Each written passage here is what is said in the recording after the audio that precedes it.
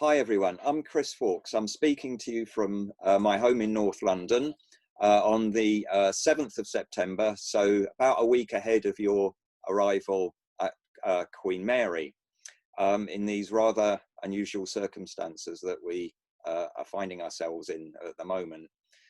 We're a week ahead of your arrival. Hopefully nothing too much is going to change between now and then in what I'm going to tell you shortly. So meanwhile, welcome to Queen Mary, and I'll be back in a minute with a brief PowerPoint outlining some key bits and pieces that will help get you started at the college.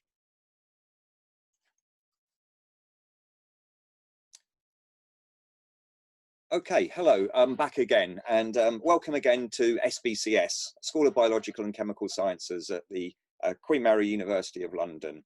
So as I say, I'm Chris Faulkes, a lecturer in the school, mainly teaching in organismal biology, and I'll introduce myself a little bit more in a moment.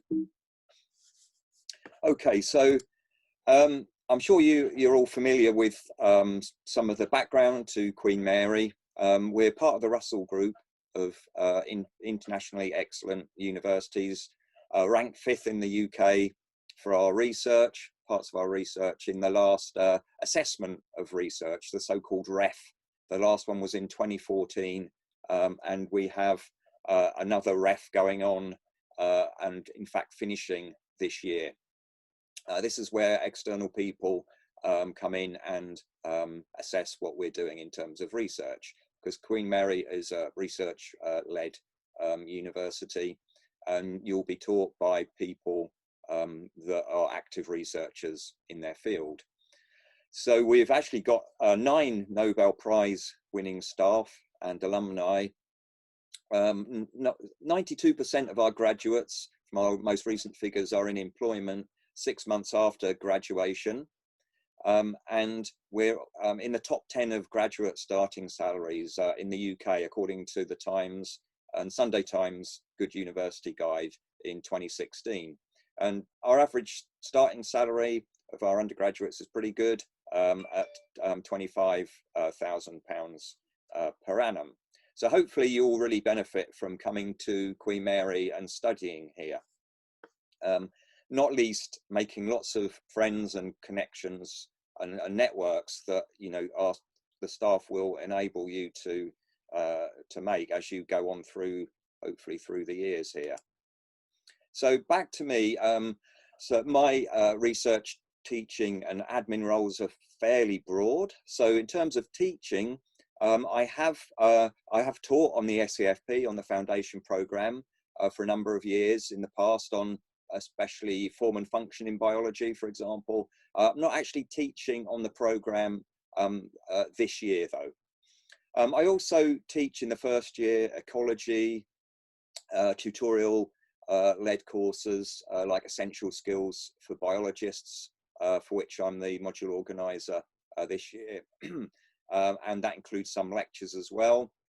And then when you progress on later, I do quite a lot of teaching in the 3rd year. So for example, at the moment, I'm teaching on behavior ecology, mammals and evolution, reproductive and developmental biology. I take students on lab-based projects and similar project skills for the life sciences. These are sort of big final year dissertation projects. In terms of admin, I also have quite a few large roles in the department as well. So for the SEFP, and the reason I'm giving you this talk today, I'm the local SBCS coordinator, because SEFP is across faculty. At one time, well, for 5 years, I was actually director of the entire program, and that role changes every 5 years or so. So I did my stint on that, and now I just act locally within our school. So I know a fair bit about the foundation program and its history. Also in SBCS, I'm a senior tutor, so you can perhaps be referred to me or come to me if you've got any particular problems. Hopefully I'll be able to point you in the right direction or help you out. Also, I'm the chair of the exam board for biology and biochemistry as well, which is quite a big job, looking at all aspects of the examination process, and chairing the exam board meetings where we look at all of your results and outcomes and progressions.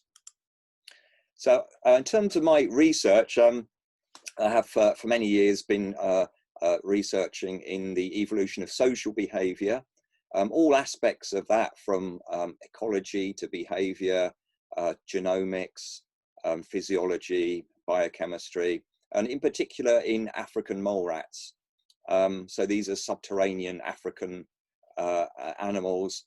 People are really interested in them as a family, and in particular in the naked mole rat you can see up here, which has many weird and wonderful aspects to its biology. You may have seen them on various documentaries on the telly, and we were very lucky in the school a few years ago. David Attenborough came and we did some filming of the animals, which was great fun for everybody to be able to meet him. And so our research, as I said a few minutes ago, our staff are all active researchers, so students do get the chance to participate in that, and I flag up this to emphasize that. This is a paper we had out in 2017, a couple of years ago, describing 2 new species of mole rat in Tanzania. Elizabeth Archer was a student from Queen Mary who helped on this project, and so she was a part of the publication. Liz was an undergraduate and a postgraduate at SBCS, and we still see her and keep links with her, as we do many of our students. In fact, some of the best students in graduating in biology that we've had in recent years have come through the foundation program. So you can, if you put the work in, you can do really, really well coming through the SEFP. So a bit more broadly then about the school and the programs we have on offer. I'm assuming this is going to be pretty familiar to you. You will have looked at this in terms of when you were looking where to go and for your entry. So in SBCS, we have the programs you can see on the left there. So we've got biology, zoology, biochemistry, chemistry, pharmaceutical chemistry, and psychology. So these are all taught within the school in the FOG building you can see down here. And we also have some other large courses as well, large programs like biomedical sciences, neuroscience, pharmacology, and innovative therapeutics and medical genetics. So these are taught by us, and oops, let me go, sorry, let me go back again. These are taught by us and the School of Medicine and Dentistry jointly. So I guess all of you will be aspiring to progress on to one or another of these programs. The structure of the foundation year is really pretty much the same as the BSc undergraduate years. You're taught by the same staff. The overall course structure is the same. So it has, the foundation year does have the feel of year zero of a degree program. It's not like just a repeat of A levels. It's very much like the other years that you'll progress onto. You'll be assigned a personal tutor or academic advisor, and you'll be in a group. Not sure exactly how many. Usually it's between 6 and 10 in a group, and you'll have an advisor who will be there to help you with basically anything pastoral or academic, teaching related at your time at Queen Mary. And also these people are important because they'll write references for you along the way when you're applying for other things, part-time jobs, volunteering, or further study. So getting down to a bit of the sort of business end of things and stuff you've got to do. You may have already made a start of this by the time you watch this video, because this welcome week that you'll be in when you see this video at the beginning of the academic year, you have to complete module registration. So there isn't a great deal of variation or choices in the diet that you'll do. There's a few variants which I'll come to in a minute, but you'll need to register for your modules that you're going to take over the coming year, and you'll should have had by now the module diet sent to you by email. So you need to complete module registration online using the MySys interface. So MySys is the sort of front end, the computer end of the Queen Mary so-called student information system. So this is where all of your information and marks and details are held centrally. So any like core or compulsory modules will be already pre-selected for you because you don't have choice in them. And staff will check your module registration and approve it and confirm with you by email. So you select 8 modules, so 8 15 credit modules as they break down. That's the same diet as in the first, second and third years of undergraduate. So depending on the program code that you come in on, CCX2, FFX2, FGH2 or FGH3, that will identify the type of degree that you're going to follow on to after the foundation year. So the way you select the modules just really mainly depends on what your existing maths qualifications are like, and possibly to some extent this will affect few of you your English language skills, more applicable to the international students. So if you've got an A level in maths from A star to D grade, then you'll take mathematics B. If you've got anything else, you'll take mathematics A. So A and B, they run over both semesters. They differ slightly in what we expect you to have done beforehand. So that's pretty straightforward. So let me give you a quick example.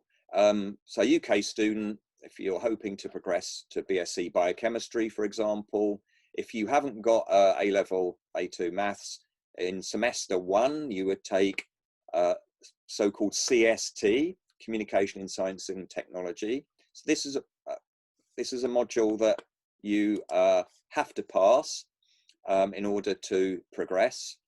Then you would take Mathematics A, Form and Function in Biology, Introductory Chemistry, and then in semester 2, Maths A will continue, and then you'll do Molecules to Cells, Diversity and Ecology, and a closer look at chemistry.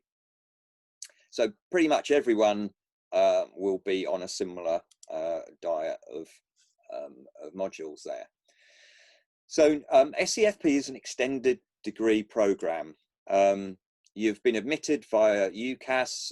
You're admitted onto a 4-year or possibly a 5-year degree program, of which the foundation is year 0. So as long as you satisfy the progression criteria at the end of the foundation year, then you've got a guaranteed place on the degree program that you choose. You don't have to apply again through UCAS. You automatically progress. Just the same way as our students progress through year 1 and year 2. But in order to progress, and you need to be on top of this and paying attention to it from the start so that you can aim to get what you need for your chosen program.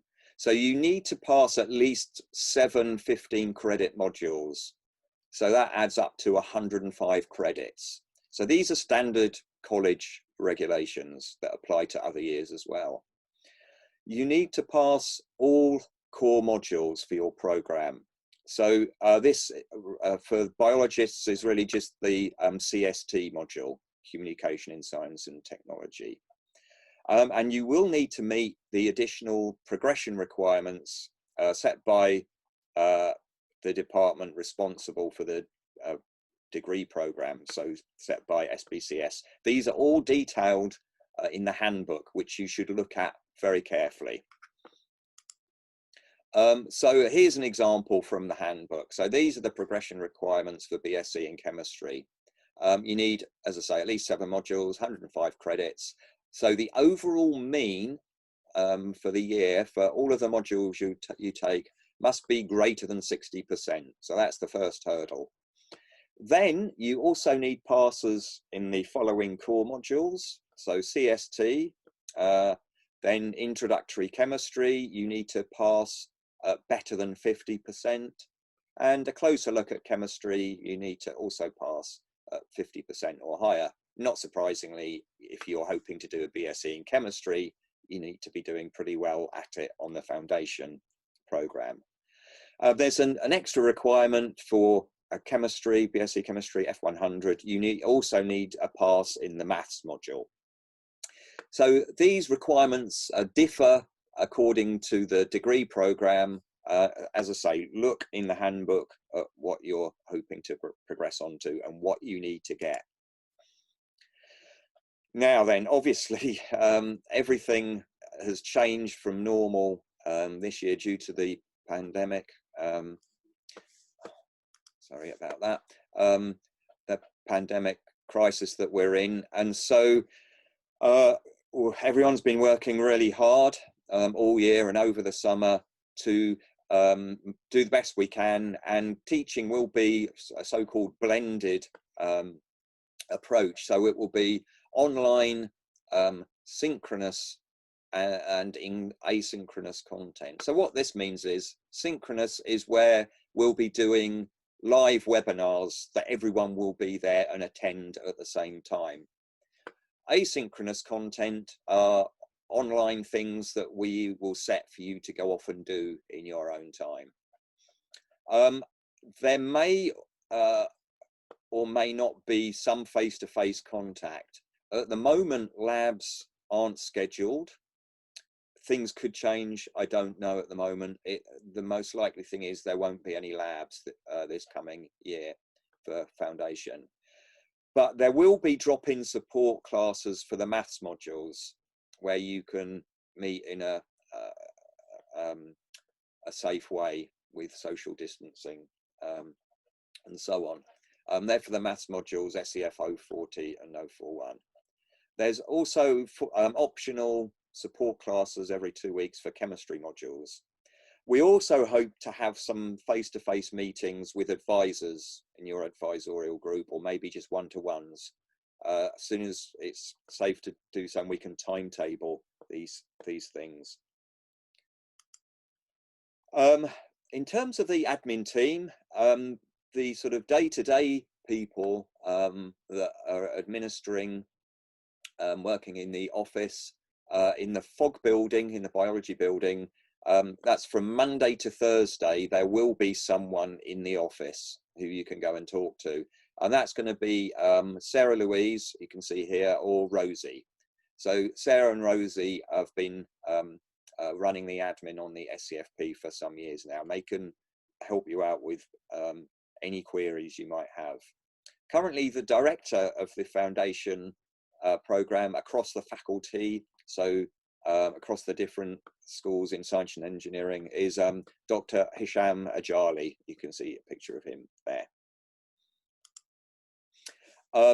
As ever, there's loads of information for you to go to. So frequently ask questions, and the handbook, all other info on the foundation program is on the support page on QM+. So this is the online learning environment that we use at Queen Mary. There's the link there. There's also a Welcome Week page as well on that link there. So wrapping up then, a couple more things. Another important aspect of being a student is participating in the way things run and becoming involved. And you can do that by being an SEFP course rep.